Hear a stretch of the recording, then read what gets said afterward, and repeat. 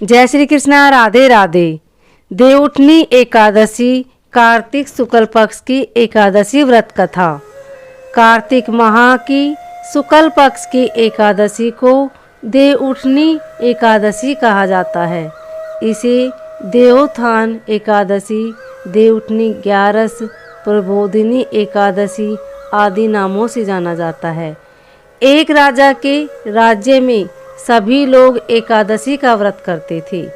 प्रजा तथा नौकर चाकरों से लेकर पशुओं तक को एकादशी के दिन अन्न नहीं दिया जाता था। एक दिन किसी दूसरे राज्य का एक व्यक्ति राजा के पास आकर बोला, महाराज कृपया करके मुझे नौकरी पर रख लें। तब राजा ने उसके सामने एक शर्त रखी कि ठीक है, रख लेते हैं, किंतु रोज तो तुम्हें खाने को सब कुछ मिलेगा, पर एकादशी को अन्न नहीं मिलेगा। उस व्यक्ति ने उस समय हाँ कर ली, पर एकादशी के दिन जब उसे फलाहार का सामान दिया गया तो वह राजा के सामने जाकर गिड़गिड़ाने लगा, महाराज इससे मेरा पेट नहीं भरेगा, मैं भूखा ही मर जाऊंगा, मुझे अन्न दे दो। राजा ने उसे शर्त की बात याद दिलाई, पर वह अन्न छोड़ने को राजी नहीं हुआ। तब राजा ने उसे आटा, दाल, चावल आदि दिए। वह नित्य की तरह नदी पर पहुंचा और स्नान कर भोजन पकाने लगा। जब भोजन बन गया तो वह भगवान को बुलाने लगा, आओ भगवान, भोजन तैयार है।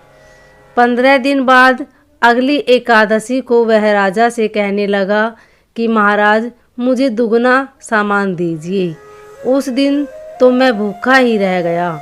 राजा ने कारण पूछा तो उसने बताया कि हमारे साथ भगवान भी खाते हैं, इसलिए हम दोनों के लिए ये सामान पूरा नहीं होता।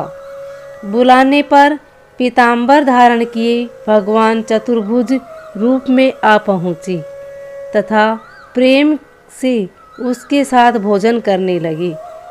भोजन आदि करके भगवान अंतर्ध्यान हो गए।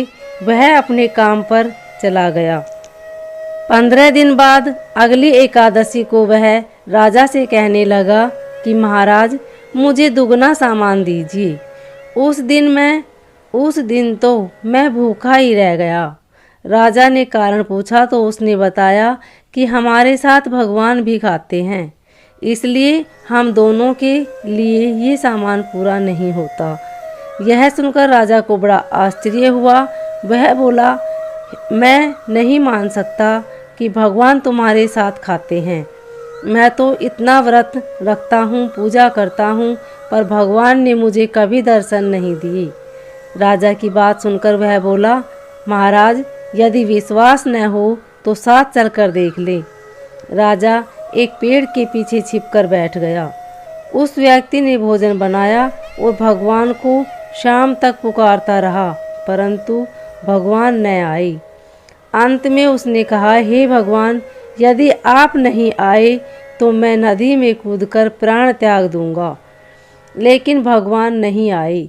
तब वह प्राण त्यागने के उद्देश्य से नदी की तरफ बढ़ा।